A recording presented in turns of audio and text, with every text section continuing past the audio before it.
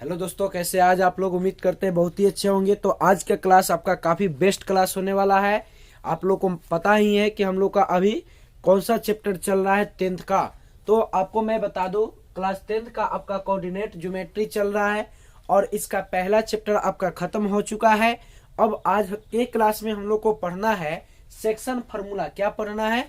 Section formula, यानी नियामक ज्यामिति का ये दूसरा चैप्टर है, जिसको हम लोग कहते हैं क्या? सेक्शन फार्मूला, जिसको इंग्लिश में बोला जाएगा विभाजन सूत्र। तो बहुत ही बेस्ट फार्मूला है, आपके लिए काफी इंपॉर्टेंट है। तो देखिए इसमें आखिर हम लोग को क्या क्या पढ़ना है। देखिए, तो विभाजन सूत्र, चैप्टर का ही नाम है क्या? विभाजन सूत्र। तो विभाजन सूत्र होता क्या है, इसको सबसे पहले जान लेते हैं। जैसे मान लीजिए यहाँ पर कोई एक हम रेखा ले लिए जिसका नाम है ए और बी, ठीक है, और इसका नियामक है यहाँ पर x1, y1 और x2, y2। यहाँ पर मान लीजिए ए बी एक रेखा है जिसका नियामक यहाँ पर दोनों का दिया हुआ है, और बीच में कोई पॉइंट है, यहाँ पर मान लीजिए सी कोई पॉइंट है जो इस ए बी रेखा को दो भाग में विभाजित कर रहा है। तो मान लेते हैं यहाँ m1 हो गया और एक क्या हो गया, m2 हो गया। और जो बिंदु इस ए बी रेखा को विभाजित कर रहा है उसका पॉइंट हम मान लेते हैं यहाँ पर क्या है, x, y है। तब इसका विभाजन सूत्र क्या होगा?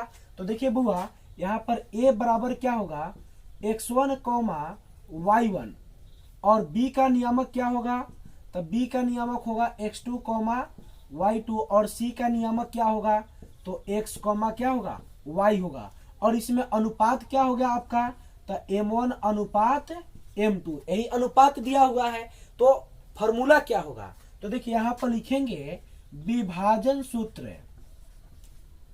विभाजन सूत्र आपको तो पता ही होगा कि विभाजन सूत्र दो प्रकार के होता है, एक अंतः विभाजन सूत्र होता है और एक बाह्य विभाजन सूत्र होता है। लेकिन अभी हम लोग को वो नहीं पढ़ना है, हम लोग को सिंपल जो विभाजन सूत्र है वो जानना है। तो देखिए विभाजन सूत्र हम लोग किसको कहते हैं? तो विभाजन सूत्र हम लोग कहते हैं m1 x2 plus m2 x1 बटा m1 plus m2 m1 y2 plus m2 y1 और बटा में क्या, m1 प्लस m2। यही आपका विभाजन सूत्र कहलाता है। यानी विभाजन बिंदु इसमें कौन है? विभाजन का मतलब समझते हैं ना, यहाँ पर विभाजन का मतलब ही होता है दो भाग में बांट देना। जैसे आपके भी अगर घर में कभी चाचा और आपके पापा में झगड़ा हुआ होगा तो आपका जो भी संपत्ति होगा उसको दो भाग में डिवाइड कर दिया गया होगा, उसी को क्या कहते हैं, बंटवारा, यानी विभाजन। ठीक इसी प्रकार से यहाँ पर जो विभाजन पॉइंट होता है उसका काम ही होता है दिए हुए रेखा को दो भाग में बांट देना। तो देखिए यहाँ पर ये जो सी पॉइंट है इस ए बी रेखा को दो भाग में बांट रहा है। तो इसमें पहला पॉइंट जो हो गया m1 और दूसरा जो हो गया अनुपात क्या, m2 हो गया। बात समझ में आया? तो ये आपका पहला फार्मूला हो गया। इसलिए हम इसको कह सकते हैं c into x, y equal to क्या, m1 x2 plus m2 x1 और बटा m1 प्लस m2 क्या होगा, m1 y2 plus m2 y1 और बटा में होगा m1 प्लस m2। तो देखिए यह x अक्ष का मान कहलाता है और यह किसका कहलाता है, y का। यहाँ पर x, y है तो x का मान हो जाएगा और यह मान किसका होगा, y का होगा। समझ में आया? अब इसके आगे हम लोग को मिलता है मध्य बिंदु। क्या मिलता है? मध्य बिंदु। देखिए मध्य बिंदु क्या होता है, इसको इंग्लिश में कहा जाता है मिड पॉइंट। इंग्लिश में क्या कहा जाता है, मिड पॉइंट। मिड पॉइंट यानी क्या होता है, जैसे मान लीजिए यहाँ पर ए बी एक रेखा है, इसका नियामक मान लीजिए x1, y1 और इसका नियामक है x2, क्या, y2। अब यहाँ पर इसका मिड पॉइंट क्या होगा? तो मिड पॉइंट यानी मध्य बिंदु का मतलब ही होता है ये दोनों रेखा का ठीक बीच वाला भाग। तो मान लीजिए इसका ठीक बीच वाला भाग यहाँ पर सी है, ठीक बीच वाला भाग क्या है, सी है। तो इसका नियामक कुछ नहीं है तो क्या मान लेंगे, x, y होगा। तो इसका देखिए यहाँ पर a बराबर क्या होगा, x1, y1 और b बराबर क्या होगा, b बराबर बताइए x2 कॉमा क्या होगा y2 होगा, और c बराबर क्या होगा x कॉमा y होगा, यही ना होगा। तो इसका आपसे पूछा जाए मध्य बिंदु का फॉर्मूला क्या होगा, मध्य बिंदु का सूत्र, मध्य बिंदु का सूत्र। तो देखिए मध्य बिंदु का सूत्र होता है x1 plus x2 by to, x1 plus x2 by two और y1 plus y2 by two. यह किसका सूत्र होता है, मध्य बिंदु का, किसका, यह मध्य बिंदु का सूत्र होता है। इसलिए इसको क्या कहा जा सकता है, x comma y equal to x1 plus x2 by two और y1 प्लस y2 बाई क्या टू। ये मध्य बिंदु का सूत्र हो गया। ये किसका सूत्र हो गया, मध्य बिंदु का। समझ में आया। अब देखिए इसके आगे हम लोग को पढ़ना है त्रिभुज के केंद्रक का सूत्र, त्रिभुज के केंद्रक का सूत्र। देखिएगा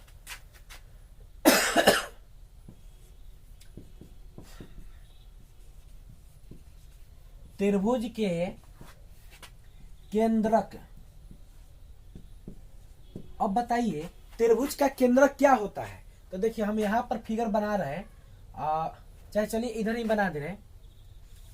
यहाँ पर मान लीजिए एक त्रिभुज हो गया जिसका नाम है ए बी और क्या सी। तो इसका नियामक हो जाएगा x1 कॉमा y1, इसका x2 कॉमा y2 और इसका x3 कॉमा y3। इसका केंद्रक ठीक बीच में होता है। इसका केंद्रक कहाँ होता है, तो त्रिभुज के ठीक बीच में, यानी x कॉमा क्या होगा y हो जाएगा। इसका केंद्रक मान लीजिए यहाँ पर P है, क्या है P। यहाँ पर क्या लिखेंगे, गिवन a का मान क्या होगा x1 कॉमा y1 और b का मान क्या होगा x2 कॉमा y2 और c का मान क्या होगा x3 कॉमा y3। और इसमें c का मान सॉरी यहाँ पर केंद्रक कौन हो गया, तो P। तो x comma y equal to what. तो देखिए त्रिभुज के केंद्रक का सूत्र क्या होता है, यहाँ पर इसको ऐसे घेर दे रहे हैं और लिखेंगे त्रिभुज के केंद्रक, कथी, केंद्रक का सूत्र क्या होता है, तो x1 plus x2 plus x3 बटा 3 और y1 plus y2 plus y3 और बटा क्या 3 होता है। ये त्रिभुज के केंद्रक का सूत्र होता है। किसका होता है, केंद्रक का। एक और होता है अंतः केंद्र। क्या होता है, अंतः केंद्र। जैसे यहाँ पर मान लीजिए एक त्रिभुज है, यहाँ पर ए बी सी, इसका ए के सामने वाले भुजा को स्मॉल ए, बी के सामने वाले को छोटका बी, सी के सामने वाले को छोटका सी। तो इसका नियामक मान लीजिए यहाँ पर x1 कॉमा y1, इसका x2 कॉमा y2 और इसका x3 कॉमा y3 है। तो अंतः केंद्र क्या होगा, तो यही आपका अंतः केंद्र होगा। ये क्या होगा, अंतः केंद्र। मान लीजिए यहाँ पर P है, नियामक x कॉमा क्या है y है। तो यहाँ पर a बराबर बताइए क्या होगा, x1 कॉमा y1 और b बराबर क्या होगा x2 कॉमा y2 होगा और c बराबर क्या होगा x3 कॉमा y3 होगा। और अंतः केंद्र मान लीजिए यहाँ पर क्या हो जा रहा है p इंटू x कॉमा क्या y। तो अंतः केंद्र का सूत्र क्या होता है, तो देखिए लिखेंगे अंतः केंद्र का सूत्र। आपको बता दें अंतः केंद्र का सूत्र होता है ax1 plus bx2 plus cx3 और बटा में a plus b plus c, ठीक है। और फिर होता है ay1 plus by2 plus cy3 और बटा में क्या a plus b plus c। यही आपका अंतः केंद्र का सूत्र होता है। यानी p into x comma y का मान कुल मिलाकर क्या होगा, तो ax1 plus bx2 plus cx3 और पूरा के बटा a plus b plus c comma ay1 plus by2 plus cy3 और बटा में क्या a plus b plus c। तो देखिए यही आपका अंतः केंद्र का सूत्र होता है। कुल मिलाकर इस सेक्शन फार्मूला में यानी इस कोऑर्डिनेट ज्योमेट्री के दूसरी का चैप्टर में कुल मिलाकर हम लोग को कितना पॉइंट जानना है। तो सबसे पहला फार्मूला आपका हो गया विभाजन सूत्र हो गया। पहला फार्मूला क्या हुआ विभाजन सूत्र, जो आपका इस प्रकार से हो गया।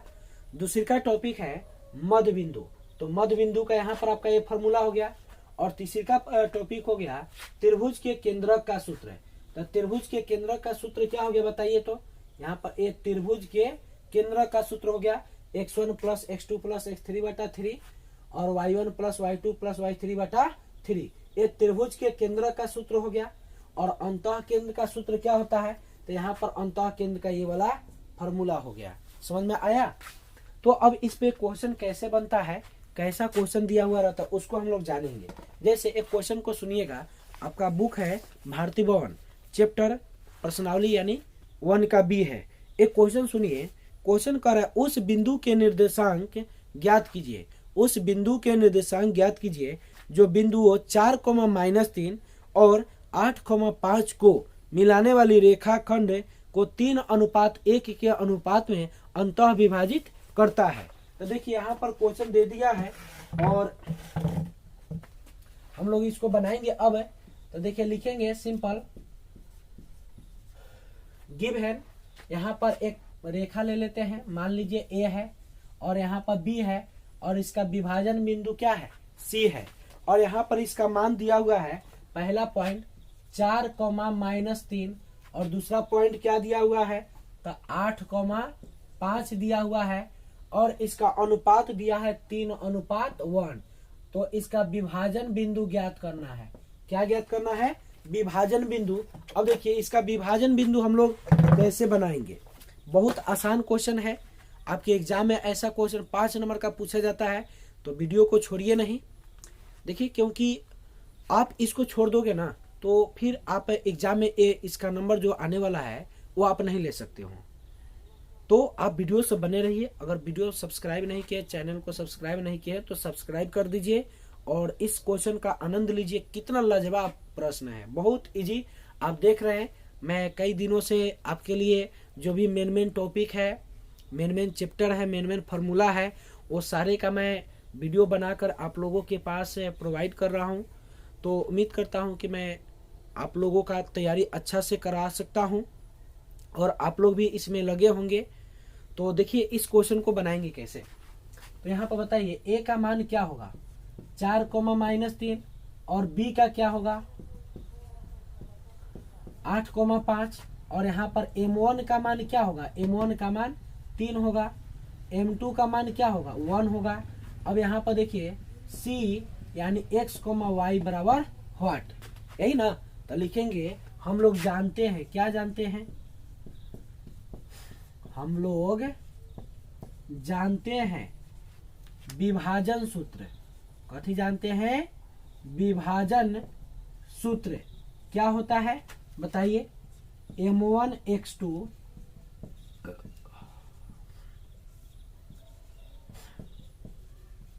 अब देखिए ये फॉर्मूला हो गया, कॉमा क्या होता है m1y2 प्लस m2y1 और बटा में क्या होता है m1 प्लस m2। अब यहाँ पर कुछ नहीं करना है, केवल मान को बैठा के सोल्व कर देना है। तो m1x2, m1 के मान क्या है 3, x2 के मान क्या है x2 के मान तो x1 है, x2 है, y1 है, क्या है y2। तो यहाँ पर x2 के मान 8 प्लस m2 के मान क्या है 1, x1 के मान क्या होगा x1 के मान 4 और बटा में 3 प्लस 1 कॉमा m1y2। तो बताइए तो m1 क्या होगा m1 3 और y2 का मान क्या होगा 5 प्लस m2 के मान 1 और y1 के मान -3, कुल मिलाकर बटा में 3 प्लस 1। अब देखिए 8 तिरका क्या होगा 24 प्लस 4 एकम 4 और बटा में 4 और 5 तिहाई 15 और -3 बटा में 4। 24 4 क्या होता है 28 बटा 4 और एक घटा लेंगे तो क्या आएगा 12 बटा 4। 7 चौका 28 और 4 तिहाई 12 यानी कुल मिलाकर आपका आंसर क्या आया 7,3। देखिए तो आपका एक क्वेश्चन अब बन चुका है। यहाँ से आप आराम से एग्जाम में 5 नंबर 3 नंबर 2 नंबर जो भी आएगा आप उसको डील कर सकते हो। अब इसके आगे नेक्स्ट फॉर्मूला है, यानी ये तो समझ गए ना विभाजन सूत्र पे क्वेश्चन कैसे देगा और कैसे बनाइएगा। अब है आपका मध्य बिंदु। क्या है? मध्य बिंदु। तो मध्य बिंदु के आधार पे क्वेश्चन देगा तो आप कैसे बनाओगे? बहुत आसान क्वेश्चन है और ऐसा हर एक साल 2 नंबर का पूछ लेता है। तो देखिए एक क्वेश्चन मैं बताने जा रहा हूं, सुनिएगा। बिंदुओं 2,-2 और -2,2 को मिलाने वाले रेखाखंड के मध्य बिंदु के निर्देशांक ज्ञात कीजिए। मध्य बिंदु के निर्देशांक आ गया ना इस टाइप पे। तो देखिए यहाँ पे बता रहे हैं, मान लीजिए यहाँ पर एक बिंदु मान लीजिए ए और यहाँ पर क्या है बी, और यहाँ पर इसका नियामक हो गया 2, -2 और इसका नियामक हो जा रहा है -2,2 और इसका मध्य बिंदु मान लेते हैं सी है। इसका मध्य बिंदु क्या है? सी है। तो मध्य बिंदु हम लोग को निकालना है। तो मध्य बिंदु कैसे निकालेंगे? बहुत आसान है। a बराबर 2, -2 और b बराबर क्या होगा? -2, होगा और c बराबर क्या होगा? व्हाट, क्योंकि c कथी है? तो मध्य बिंदु है। तो देखिए मध्य बिंदु का फॉर्मूला क्या होता है?